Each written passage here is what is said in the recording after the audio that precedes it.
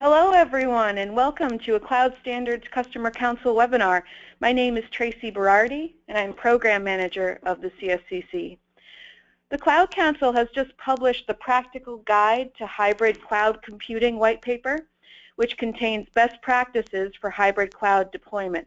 The aim of this neutral guide is to help organizations like yours successfully deploy hybrid cloud computing.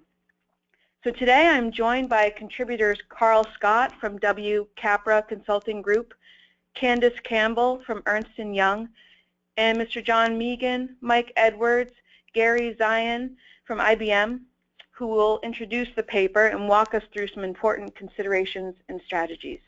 If you'd like to download the presentation file from today's webcast, there is a link to the PDF. It's in the chat box. That's in the GoToWebinar toolbar. There's also a link in the chat box and on this first slide if you want to download the deliverable that was just published a few weeks ago.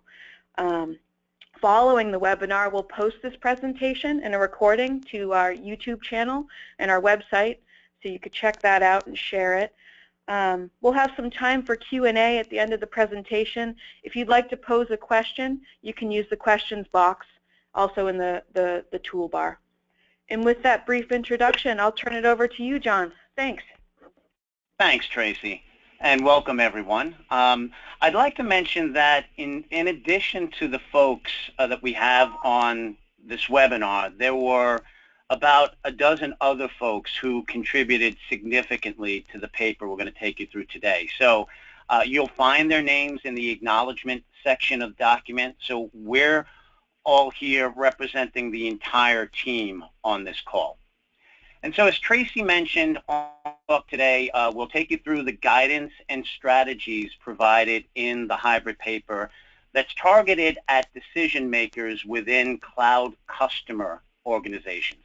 And so the goal of the paper is to help customers evaluate both the business value and technical challenges associated with deploying hybrid cloud environments. And the paper itself is available for free on the CSCC website at the URL highlighted at the bottom of this title chart. So before we jump into the details of the paper, I'd like to provide a little background on the CSCC itself. So the CSCC is a customer advocacy organization that provides guidance and levies requirements on cloud standards bodies. And to that end, the Council develops collateral like best practices, use cases, does standards gap analysis, etc. And over the past 4.5 years, well, close to 5 years now, the Council has grown to over 550 member companies. And the collateral that the CSCC has delivered since its inception is highlighted on this chart. And at the top is a list of projects the CSCC will be working on this year. And so in addition to the Practical Guide to Hybrid Cloud Computing, we're also actively working on a number of cloud reference architectures, including IoT and DevOps. In fact, we just published the cloud reference architecture for IoT last week. And so I'd certainly encourage folks who are interested in any of these topics to consider joining the appropriate working group and engaging either as a contributor or a reviewer. The time commitment is minimal, and I can tell you that everyone I've worked with on a project has had a very positive experience. And so the remainder of the presentation is going to focus specifically on the Practical Guide to Hybrid Cloud Computing white paper. And so at this time, I'd like to turn it over to Gary Zion, who will take us through the definition of hybrid cloud computing, along with the benefits and key considerations. So Gary, over to you. Thanks, John. So to start out with, there's 3 key topics I'm just going to cover briefly here, and it really comes down to the what, why, and to a degree the how. So the first one is, what is hybrid cloud computing? Question is always, why, the so what does it mean for a business? And the third are some of the key consideration things to watch for. So that's a way to look at this. So first of all, what is hybrid cloud computing? There's lots of definitions that float around. At the end of the day, though, it's all about leveraging the capabilities and services of multiple cloud services, particularly those from private on-premises and public off-premises, to address some sort of business need. And the key is in the quickest, most effective manner possible. So, and it's not only the widgets, it's the broad spectrum, if you will, of taking your business logic and data, wrapping it in your typical management, governance, security, all, control, the things you need from a business standpoint, and how does that transcend to a multi-cloud environment where your data and your logic and your information can be located in multiple locations. And it also covers the spectrum of typical infrastructure as a service, platform as a service, and software as a service. You mix these all together in this little stew of hybrid cloud computing. Next, please. So we had the what, now the why, right? It's kind of the so what. What's the value behind this? And one way to look at this is really three key points. First, it enables a highly cost-effective, rapid response and elastic IT. So it's all about the two-speed IT. You've got your traditional systems of record, keep it running. But as business changes and demands become quicker, it's all about having the capabilities to support the new systems of engagement, the fast speed IT. Second is providing a portfolio essentially of IT and business services that you never had before, right? That leverage the best capabilities from the full menu out there in the cloud service providers to give you flexibility into what can be done and where it can be deployed. The new tools, the options have expanded greatly, and it's accelerating at a rapid pace. So it's no longer like what do you have on premises, what have you ordered, what have you licensed for, the typical annual renewal processes. Now you have a lot more opportunity to look at kind of the art of the possible here. So it opens up new spectrums. And related to that is number three, it's just all about innovating faster. We all have to move faster, better, stronger here, and it's leveraging what's on the cloud to innovate, but it also allows you, from a hybrid standpoint, to build on and leverage the existing systems and capabilities, because it's not just about lifting and shifting in a hybrid, it's about combining the capabilities, the 1 + 1 = 3, if you will. And that's the key value here. Next, please. So, okay, so now let's talk about the how a little bit. So some key considerations. And then there's plenty of considerations to go around here, but kind of netted it down into 7 here. Really, first of all, it's placement. What should go where, right? And these are things you need to look at. What can be picked up? What can be moved to the cloud? What can be built on leveraging these capabilities I talked about? And then from an integration standpoint, right? How do you leverage your systems on premises? How is that internetworking going to be accomplished? There's some key considerations that are above and beyond a simple standard cloud when you're trying to take care of that. Management complexity. So now you not only have your portions of your business running in your traditional, on-premises cloud environment, but you're also going to have them running off-premises that, frankly, can be transient. You can leverage the capabilities of auto-scaling. Now things expand and contract quickly. Everything from your traditional systems of record, your CMDB, your ticketing system, how does that all fall into play? Well, some of these are being discussed later in the paper, so I'm just kind of giving you an overview of it. Security, obviously security is key, but now how is that dealt with a hybrid cloud environment? How about your data in transit? All of these are key considerations, and some of these are covered as we get farther down into the paper. A key aspect of a hybrid cloud is you've got technologies evolving at different speeds, on different aspects here. So how does your organization support that? How do you deal with, I've got all these new capabilities emerging in the hybrid cloud, and how do you not only take advantage of it, but how do you evolve it and keep going as things constantly change?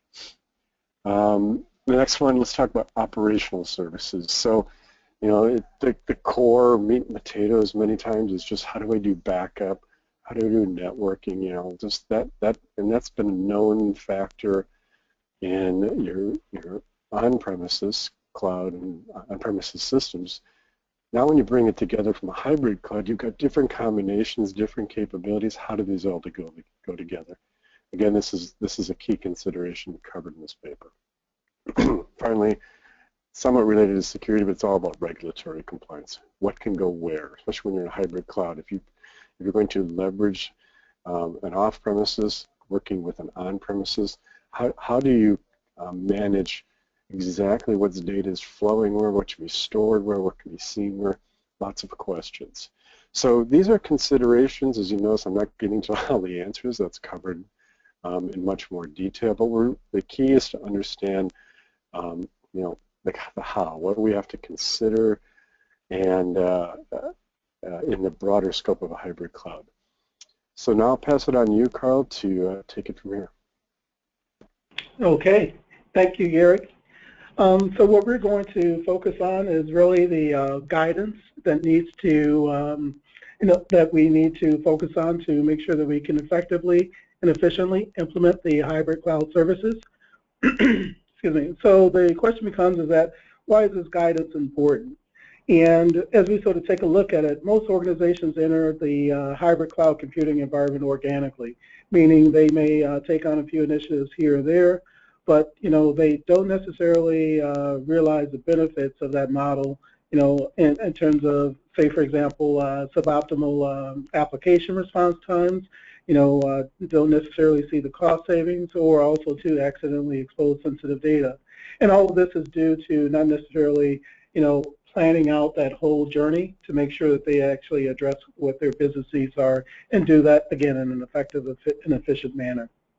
So as we take a look at the guidance that's provided in the white paper, that guidance ranges from determining the right deployment model to addressing the connectivity to ensure well-performing, secure, scalable, and stable services. And then also to, last but not least, you know, how to successfully manage the environment on a daily basis. I'll just sort of highlight those. I won't go through like all of the items that's on the chart there. I mean, you guys can read those, but I just wanted to highlight those to begin with, and then we'll start digging deeper into the next steps here. And Tracy, if you want to transition to the next slide, we'll start focusing on the cloud deployment model. And as we take a look at the cloud deployment model, you know, that model is really about two things. The first item is really about the resources that should be deployed. So say, for example, if we're looking at private hosted, public, or private on-premise cloud services, you know, that's the first item. The second item is really around workloads and applications. So what workloads and applications should be hosted where to make sure that you satisfy that steady and fast business needs, the steady and fast business needs of the organization. And that sort of goes back to the two speeds that Gary was referencing earlier. Now, as we take a look at the deployment model itself, or the model development, you know, there's 4 key steps around that.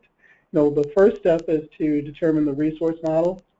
And again, that's really, you know, what's right for your business in terms of the, you know, private on-premise or private hosting, or either the public infrastructure as a service model.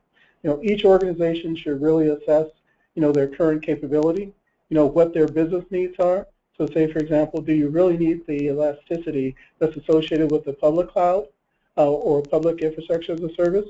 Or say, for example, is data sovereignty an issue for you and your organization? So I just sort of sort through that, identifying the right resource model for your organization is certainly the, you know, the first step to take. The next step in the process is really about rationalizing the applications and data environment. And as we take a look at rationalizing, applications and data, that exercise is performed in the same manner that you would actually go through for an overall IT transformation, or also to a simplification initiative. So, say for example, if you're going through, IT transformation today, typically what you would look at is, how do you actually identify, where the business is going and what those key imperatives are, to understand where you're really targeting and what you have to do to satisfy those business needs. Then also, too, you look to align with the IT strategy and the future state architecture in terms of where IT is going, to make sure that, IT from a technology perspective is actually satisfying those business needs. And then after that, really sort of taking a look or stepping back and taking stock of that application and data inventory to really understand what you have out there and map that to the business processes. And then last but not least, identify the disposition of applications and data within the environment. So say for example, from an application standpoint, what are you going to retire? What are you going to maintain as is? What do you need to refactor to, ensure that application supports the future business needs? And what do you need to sort of undertake in terms of minor upgrades or enhancements, if you will? So those are really the steps to rationalizing the applications and data environment. The next step in the process is really going through and taking a look at that decision criteria to define the deployment model. And from a cloud deployment standpoint, this is really sort of like the meat behind what needs to be done. So as you take a look at that deployment decision criteria, is really around flexibility. So again, going back to what's needed in terms of the elasticity to support, say for example, there's really seasonal demands within the organization. So if you're like a retail organization and you're focusing on being able to support Black Friday, if you will, from a commerce standpoint, is that important to you? If that's true, you may need the public infrastructure as a service to be able to handle that spike in resource demand. Also, too, from a security perspective, the sensitivity of data is a major consideration. Understanding your regulatory and industry mandates associated with your business, and ensuring that wherever you deploy those workloads, compliance is maintained. That's certainly a key consideration. And again, taking into account any data sovereignty issues, that's a key point to focus on as well, too. All right. Now going to speed and automation. Now, as you sort of take a look at it, every IT organization deals with like last-minute requests. So if that capacity isn't available on premise and you can't, quickly provision it, sort of taking a look at the other options in terms of private hosted or public options, those are things that should be explored. Next, we have the cost consideration, which this is always key, to make sure that from a cost perspective that you're really getting the value for where you're deploying those services. And the key to doing that is to really understand the costs associated with all of the options that we discussed before in terms of the public, private, or on-premise. And then particularly as you take a look at the public option, that the key is to understand the variable cost as well too, and understand how you make sure that you manage that variable spend as well. So say for example, egress bandwidth in a public infrastructure as a service environment, or also to I/O utilization, etc. So those are really the things that we should consider from a cost perspective. Then as we take a look at locality, that's really around considering the latency of services to the end user. So this actually applies to, say, for example, application and data integration as well. So if you have different components of applications sort of spread across, multiple environments, you need to consider, how that latency will actually impact the end user experience, if you will.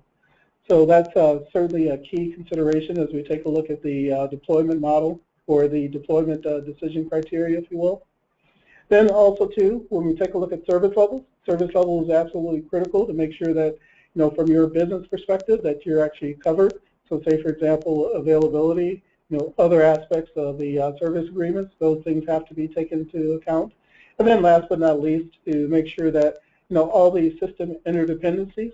So say, for example, going back to the whole application integration, what applications, what components of the applications need to talk to, say, for example, back-end ERP systems or other core systems to be able to support that business need. So those are the key aspects of the deployment decision criteria. Then last but not least, what we have is the considerations for the application placement in the hybrid cloud. And this is really where the architects within the IT organization should get involved to take a look at it at a more detailed level to sort of weigh the trade-offs in terms of, based on if you deploy a component within like a, public, infrastructure as a service or a private cloud or on-premise, and those components, again, need to communicate with each other, what's the trade-offs in terms of performance, security, et cetera. As you take a look at the white paper, there's actually 4 placement options described in the white paper, and those placement options include, placing the applications and data in a public cloud, then connecting back to the existing enterprise and application data on-premise. There's also the application and data placed in the private cloud, and then connecting back to existing applications and data on-premise as well.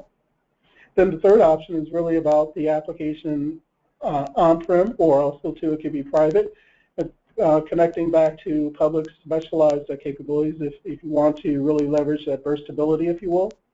Then the fourth is really about, some components, say for example, presentation may be placed in a public, or presentation and application may be placed in public, and then also to the other components, so say for example, data, back-end reporting, et cetera, may be placed on-premise. So those are the actual placement options that's highlighted in the paper, if you will. Tracy, if you want to go to the next slide. Now, just speaking about integration, because as we sort of take a look at the hybrid cloud computing environment, integration is absolutely critical. So taking a look at the diagram, the diagram represents a cloud customer environment connecting back to a public cloud and also to a private cloud. And again, as you sort of take a look at the integration requirements, they're absolutely critical. In this example, we're highlighting the functional, administrative, and business interfaces. So from a functional standpoint, it's really about the applications communicating with each other to be able to support that business process. The administrative interfaces are really about the the administrative capability in terms of, say, for example, doing remote management, also to doing remote monitoring as well too, just to make sure that the right management and control is placed around an environment. And then the third interface, in terms of the business interfaces, this is really all about the subscriptions, billing, invoicing, just to make sure that that is actually taken care of as well. So as we talk about all of these interfaces, the key is really sort of considering, making sure that we consider the right things as we go about implementing and managing those interfaces. And those integration actions, or those integration considerations, are to the left here in terms of number one, sort of making sure that from a cloud service provider standpoint, that those interfaces are open. So say, for example, you don't want proprietary interfaces that's really going to, number one, lock you into that provider. Also, number two, sort of make it no more difficult for you to extend that capability or have that flexibility, again, to move from one provider to the other. So say, for example, you want to make sure that you can leverage REST-based interfaces, et cetera. Number two, in terms of the on-premise applications, you want to make sure that they leverage the service-oriented architecture in terms of making sure that they're loosely coupled, making sure that they're stateless, if you will, because that's really the core in terms of the enabling capability to make sure that you can have a truly effective, hybrid cloud environment from an application standpoint. You want those applications to be able to consume, or I'll just say take advantage of the flexibility, from an elasticity standpoint, et cetera, that hybrid cloud computing model brings you. The next item is really about the in-house systems, just to make sure that they can handle the business aspects of the cloud services. Now, and this sort of goes back to the billing and invoicing, if you will. But one point to make here is that, say for example, as we take a look at cloud computing today, there are cloud service brokers that can really help in terms of delivering this capability. So as you take a look at, say for example, like the Gravitons of the world, the RightScales of the world, different service providers, if that capability isn't in-house, there's also two other options. And also too, of course, there's options to sort of build that whole cloud platform yourself if you do have the capability in-house to do so. The next item on the list is really in terms of considering the, implementing the enterprise service bus. So this really sort of helps in terms of handling the differences between the on-premise and off-premise, if you will, or external, just to make sure that those applications can communicate effectively. And, that enterprise service bus sort of takes, helps have a single point to facilitate that integration and make it easier for you to manage on an ongoing basis. Of course, there's other options to handle it as well too, but by far the enterprise service bus is an effective and efficient way to do it. The next item is really about the third-party ID and access management. So as we take a look at identities and also to accounts in terms of being able to access all the different services as it's sort of spread across the public, private, and also to on-premise, you want to make sure that you have one central point to be able to manage those identities, so that as you sort of managing security and control and access control within the environment, that you can actually do that effectively and efficiently, and also to always understand who has access to what, and also too if that access is appropriate. But then the last but not least is really around establishing the API management capabilities, just to make sure that as you're exposing these services, from a API standpoint, that you're doing so securely and you're not necessarily putting your business at risk. So these are the items that we wanted to cover from a integration standpoint. Again, it's certainly key in terms of making sure that we can actually deliver those hybrid cloud computing services going forward. So with that, I will hand it over to Mike, and he's going to take you through the next steps. Thank you very much, Carl. Tracy, if you could move on to the next slide, please. Okay, so following on integration, we find the question of connectivity, we use a somewhat similar diagram, because connectivity, of course, is absolutely essential in a hybrid environment. You're connecting stuff together across a range of environments. As we show in the diagram here, you've got the on-premises applications and systems. You may have some private cloud services in one data center, and then some public cloud services could be spread around the globe potentially. And these are all tied together with network connections, and as is shown, we've got functional interfaces to worry about, the ability for one application to call a function of a service or an application that is elsewhere. We've got administration, which you need to coordinate between the different environments.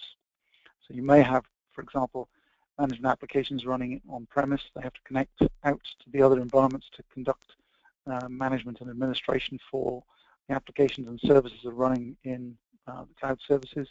And last but not least, business interfaces worrying about billing and such like. Those have to be connected as well. And then the one difference between integration and connectivity as a whole is then shown by the question of the end users and the connections that they're making into your apps and systems. And those two may not simply be to one location. They may not be onto on-premises systems as they might have in the past, but they may be connecting for some facilities to some public cloud services that you're using, or they may be connecting to some private cloud services you're making available to them. So we need to think very hard about the nature of the network links themselves between these different environments. What are they? What sort of capacities do they need, and so on. It's very common in cloud computing environments to virtualize networks, and that, of course, helps also in detaching the applications from the actual physical networks that they're using, so they can address the connectivity they need through virtual layers that then are mapped down to the actual physical connections you may have. A big feature of any distributed environment of this kind is a question of security, of securely connecting your applications together, and particularly where some of these connectivities may be in fact taking place over the internet, almost always the case when you're using public cloud services, for example, when you're going to connect through an external public network to get to those services. And you need to put security in place in relation to those network connections. I know the only way of doing this is to set up a virtual private network over those links so that you can securely connect, say, your in-house applications to an application you're running in a public cloud service or indeed in a private cloud service. You need also to take care of that internet infrastructure. That may require, for example, dedicated links in some cases where you have needs to go remotely, say from your on-premises environment to your public cloud service. You may need to have dedicated high-speed connections available if you're going to make your applications perform appropriately. Another question to address when building the connectivity in a hybrid cloud is what kind of address plan you're going to use. Nominally, these different environments are likely to each have their own address plans, but this is where some virtualization come into play and allow you to get some control over the addresses that are being used throughout the different parts of your hybrid cloud. There is the need to very much consider the question of managing the networks themselves. So the management applications you're likely to be using, which may be running in-house, not only need to address management of the applications and data that are in this distributed environment, but they need to be able to handle the management of the network connections themselves. You need very much to be worried about aspects of security when you're going over internet-type connections. Distributed out-of-service attacks are clearly one of the big things to be worried about if you've got endpoints that are open to the internet, and you need to be assured that you've got appropriate protection in place. Now, it may well be the case that you're able to take advantage, in the case of the cloud services, of protection of that kind that is supplied by the cloud service provider. It's very common for cloud service providers to build appropriate security, including DDoS protection, into their cloud environments as a matter of course. But you need to be assured that that's being done, and you need to be able to manage it appropriately. And last but not least is the whole question of service continuity. I mean, the services themselves, you may have redundant installations, you may have replication going on, but you're also going to need to be assured that the network connections have similar resilience, and that individual failures do not bring the whole system down, crashing on about your ears. And so that may also make you consider having multiple connections in place, redundant, between the different elements of your solution. And that would be both multiple connections out of your data center and also multiple connection routes into the cloud service centers that you're using. And again, it's not uncommon for public cloud service providers in particular to make such facilities available that you can have multiple different routings into their centers and so have a level of resilience if a single connection does fail. So plenty to think about in terms of connectivity between the different elements of a hybrid cloud solution. Moving on to the next slide, please. Another element we need to think about very carefully in hybrid cloud is the question of governance. Governance policies and the service agreements, in particular relating to the cloud services you're going to use. So clearly when you run your own systems in-house, you will have governance policies and procedures in place for how you manage changes, how you manage security, how you, all the policies you put in place to handle your on-premises systems. When you're using cloud services, of course, there are then separately the questions of how you govern the cloud services you're using and how you govern your applications and code and data that are in those environments. So your governance policies have to expand to include all of the cloud services you're using, whether they're private or public.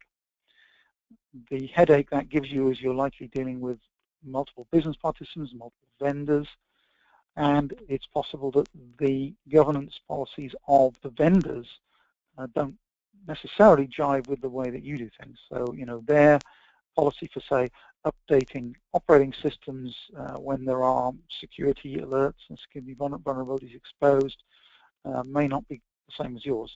The main way to establish this is through careful examination of the cloud service agreements, talking with the vendors, and to deal with any mismatches through your own governance strategies. And it should be very clear in all cases when you're using external services that you have clear, well-defined escalation paths. If you do run into problems, you can report those problems and get them escalated to get them fixed in appropriate timescales. You need to be very aware of all the touch points required for your services. You need to look at any overlap there may be between the service providers, particularly when you have multiple cloud services working with each other. So it needs to be very clear who's responsible for what. And of course, you need to harmonize the service level agreements that are going to have in place, I say in particular in the case of public cloud service, but probably also for private cloud services too. And one of the things to take into account here is the functionality that you as the customer are responsible for versus what the cloud service provider is going to be responsible for. The diagram here showing the different kinds of service you might use, infrastructure as a service, platform as a service, or software as a service, shows different boundaries between what you are responsible for and what the provider is responsible for. That's on the diagram on the right here. And this service responsibility level picked out in a red dashed line. So in IaaS, very simply, the basic servers, storage, networking components, and the virtualization layer, you'd expect that to be the responsibility of the provider. But you're responsible for everything else. You install the applications, you put data on there, you decide on the runtimes you're going to use. So you need to be aware of not only what's service providers using, but what capabilities you're getting from them. Next then, after thinking about governance policies, is the question of security and privacy challenges. So if we go to the next slide, please. Thank you. So there are going to be significant risks potentially when using cloud services, particularly using hybrid cloud with different environments, and you're going to have to harmonize the security and privacy aspects of the different environments you're bringing together in your hybrid cloud. But it's not all doom and gloom. As the second bullet here says, some aspects of security may actually be better when using cloud services than you might be able to achieve in-house. Many cloud providers put a lot of effort into securing their cloud data centers and the applications and services running on them. And it's always worth bearing that in mind. There is a big need to consider very carefully the security issues of all the data and applications that you're going to use in the cloud environment and the connectivity that they have back into your on-premises material. Probably the best approach to handling this is actually outlined in the CSCC Security for Cloud Computing white paper labeled 10 Steps to Ensure Success. There's a link to that paper on the left-hand side of this, and those 10 steps are outlined then on the right-hand side of this paper. but the hybrid cloud doesn't change those steps. It just means there are more places you have to apply them to. So, completing that, I'd like to hand over to Candice to complete the remaining part of the webinar. Thank you.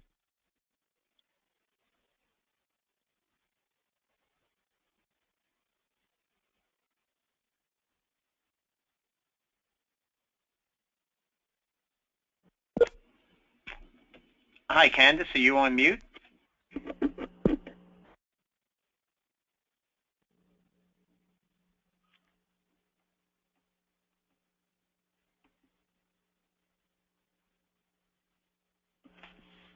Hey, John, it's Tracy. It looks like she is on mute. Let me try to get her attention.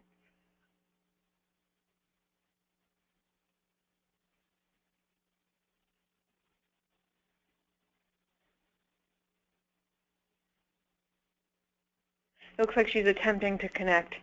Maybe just one more second here. Sorry, everybody.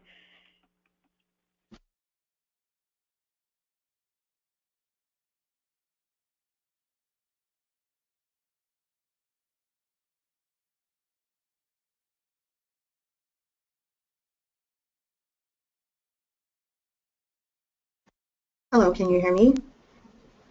Yes, I can. Hello. You sound fine. Sorry about that. You're good. We can hear you. Okay. My apologies for that. So I'm talking about managing the cloud environment. There are what you see in the diagram are 3 architecture patterns of management for the cloud environment. Initially, there are some critical steps to consider where you need to determine whether or not your management, whether your internal processes and use cases for cloud deployment can be implemented with these architecture patterns. Another critical step is to analyze your existing on-premises management tooling. So you want to determine if the tools that you have in place and are going to be capable of integrating into a single point of management from an on-premises tool perspective, and also not requiring installation of management agents in cloud on the cloud services that the cloud service provider is providing. There's also a step to make sure that you're analyzing both the CSP's management functions and the service responsibility line. So the service responsibility line, as you can see between the CSP or cloud service provider and on-premises, is what components or what processes and service management processes the cloud service provider will be responsible for, and what the customer will be responsible for on-premise. So to get into the 3 architecture patterns, there's the integrated pattern, which is a combination of which is required for integration, and you have like both on-premises and built-in cloud. So it's for IT service management and tools it can be used, which you would want to consider sometimes is bringing in service operation, so event management, service request fulfillment, incident and problem management.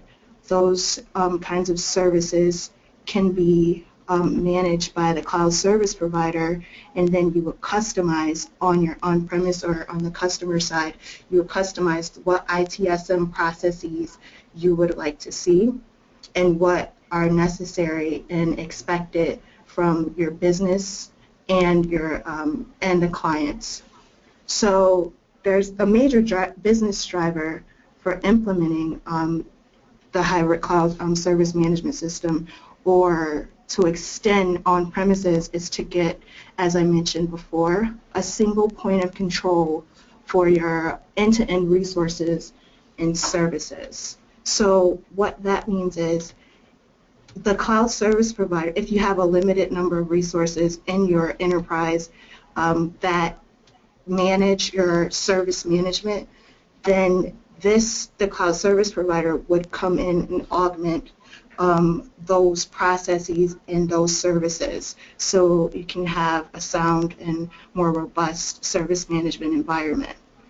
So with the integrated pattern, it's also necessary that you have integration points between what is existing or what you have on premise as well as the CSP. So APIs were mentioned earlier, and sometimes the on-premise management tools can provide APIs to facilitate integrations, and those integrations can be those APIs can be at the service level, so they can be for like databases or messaging systems or middleware, you would call it, or portals, or even some storage components as well. And you could also use APIs at the application level, where there's like you can have like software as a service, or as mentioned earlier, like back-end ERP systems is another example of how that's utilized, and infrastructure level. So you can have APIs at the infrastructure level, which kind of speak to some of the network configurations that you would have, and also how you manage your workload on your virtual machines. So this can be used for like capacity, and many of you have probably heard of cloud bursting, where you'll need to burst to have more availability or more capacity for your applications or for network usage in that case. So the on-premises pattern is just focused on the management tools that you have on-premise. And the advantage of having this is to have a single point of management as well, but you might require some resource loading as well as workloads that you would have done, and it's on the on-premise side, so it would be relatively simple to implement, and it won't have major disruptions on the cloud services management processes from a customer side.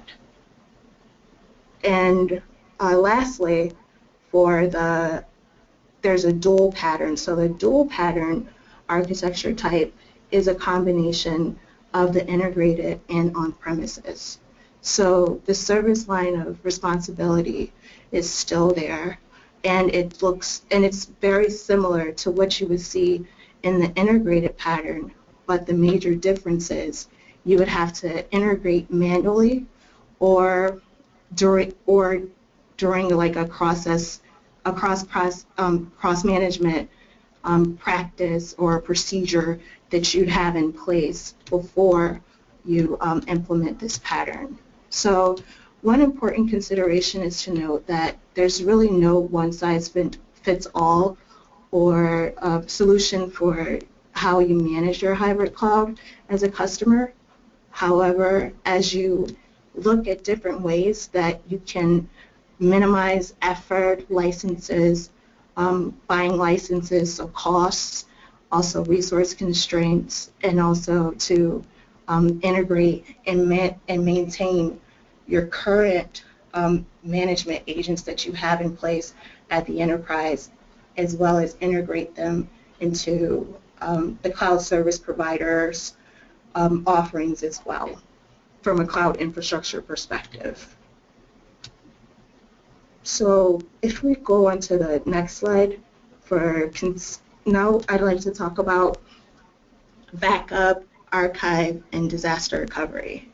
So the hybrid cloud is extremely useful, and I've seen it done many times. It's extremely useful for backing up data that you don't necessarily have to have on-premise. It saves cost in terms of having a bare metal data center where you're storing data and you're having to manage a physical site and have resources there managing this physical site. When everything is kind of in the cloud and from a public or a private cloud perspective, then it's less of a cost impact on an organization. But there are some aspects to consider that are very important when you're determining which portions of your data you want to put in the public cloud versus the private cloud, versus having some things on premise, and also what service level agreements your cloud service provider is willing to accept, and if those SLAs will meet your requirements. So one important aspect to consider is when choosing a hybrid cloud backup, archive, and DR solution is that you have to determine what performance model you'd like. So there are three at a high level general performance models: active, passive, and passive. So on an active model, you're running your production workload and your active data replication required to make sure that on source and destination side you remain in sync. So this is the most cost-intensive performance model because from a licenses perspective, many from an applications you're required to have licenses for running applications on both servers and things like that. But it's absolutely necessary if what you're trying to protect or what you have in the cloud is mission critical to your enterprise, or if it's data that you can't, you have a RPO of 0, for instance, or you can't, your recovery point objective is identified as a 0. So then there's active passive. So in active passive, there are only the active components that are in the DR site are up, or as required, are live or hot. So those active components can be replicated, and also the passive components on the destination on the other side are provisioned on demand or as needed. Then for passive, the required components on both the DR site, like including data, are all provisioned on demand, and you reload it from your data or backup copy.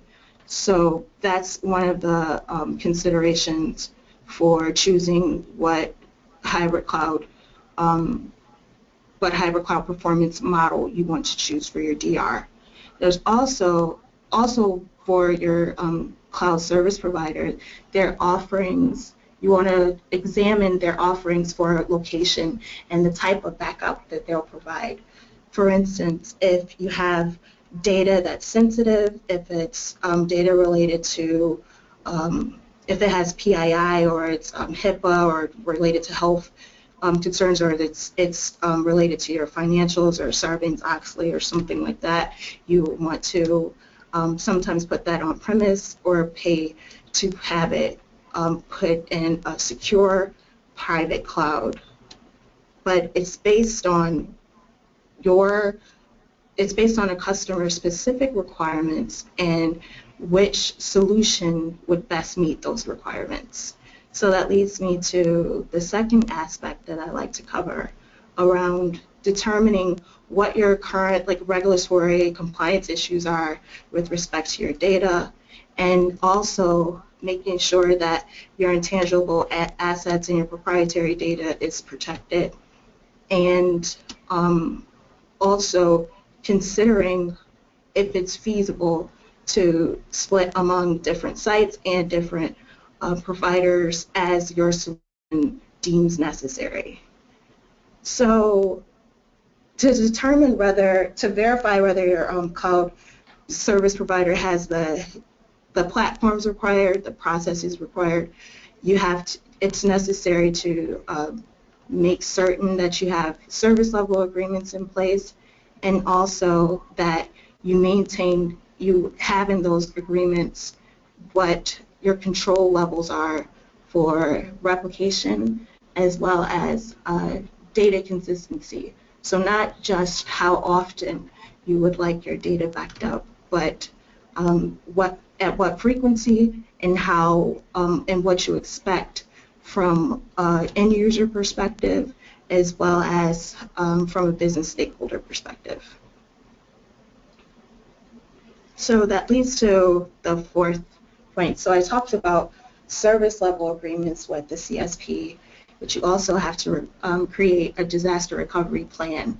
So this is something that's often missed because I guess it's a thing where people sometimes don't like to talk about exactly what happens if their systems are unavailable, if it's some climate event, or if they have some if there's some unfortunate event that knocks out their on-premise data. So you have to create a disaster recovery plan that makes certain that you have DR configuration as well as resource information available in the event of a disaster that someone can refer to, and make certain that you have the ability to not just restart your operations, but also inform your CSP to kick off a certain sequence of events that will keep your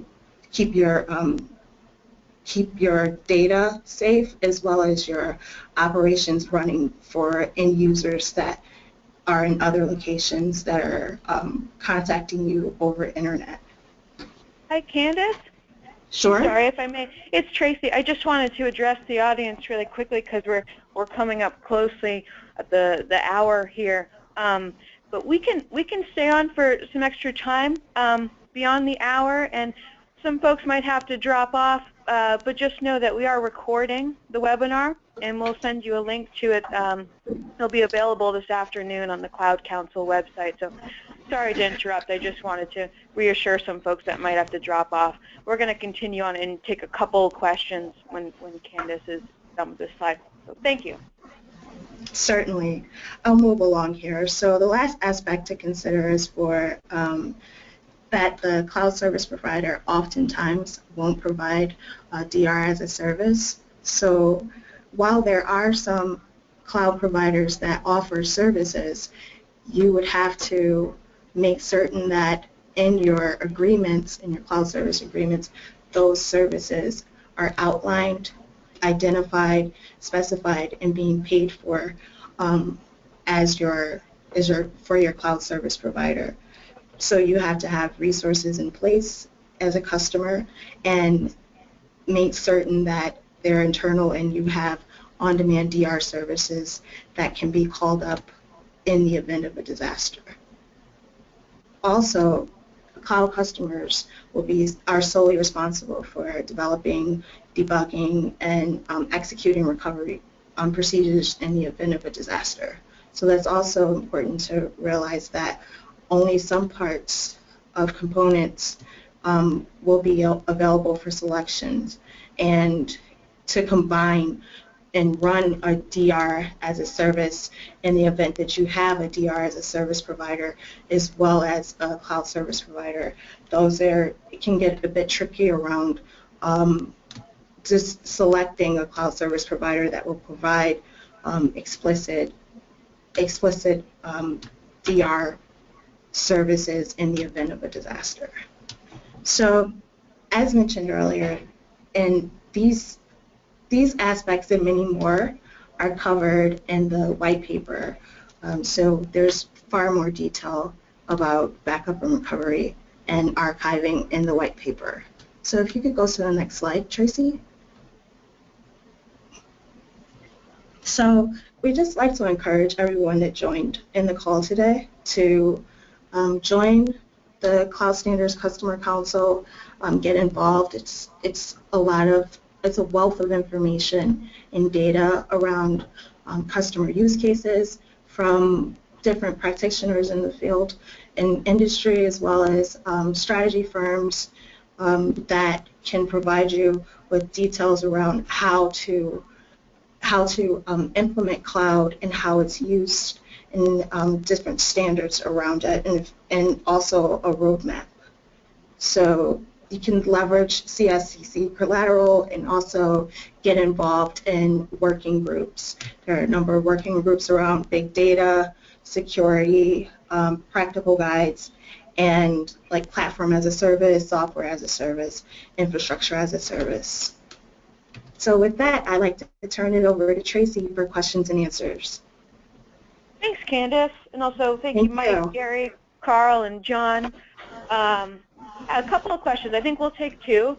First question that came in, is there a need to improve one's management information and analytics capabilities when you go hybrid, as you're stitching together all of the different measurements and levels to gain insight as well as to demonstrate compliance? So anyone could take that question.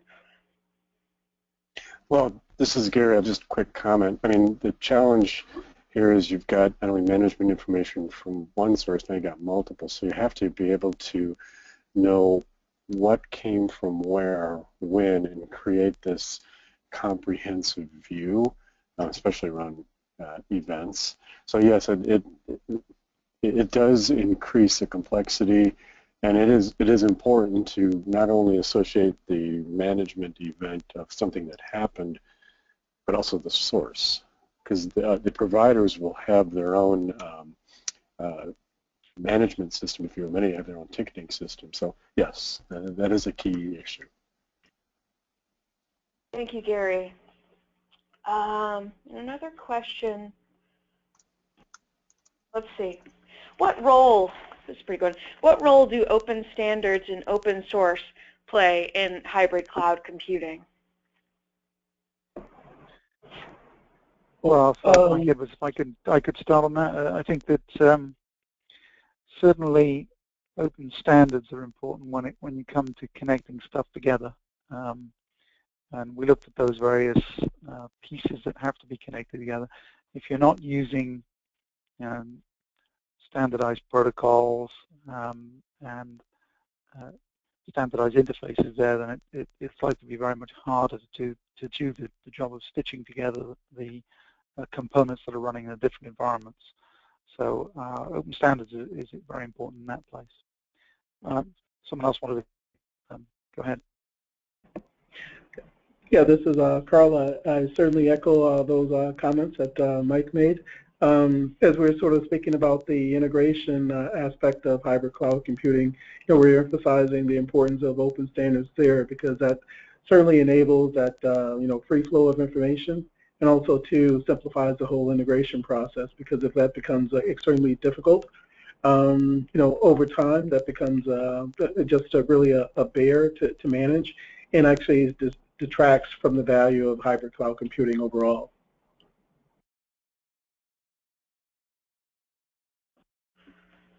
Good points. So I think, unless there's some other comments, we could wrap up. Thanks everyone that's still on the webcast for your time today. We appreciate it. Again, you can visit us at cloud-council.org, and I'll send you a note this afternoon so you have a copy of the presentation and the recording. And please become a member. We'll alert you when new deliverables are published, and as we host more events, we'd love to have you in the future. So thanks everyone, and have a good day.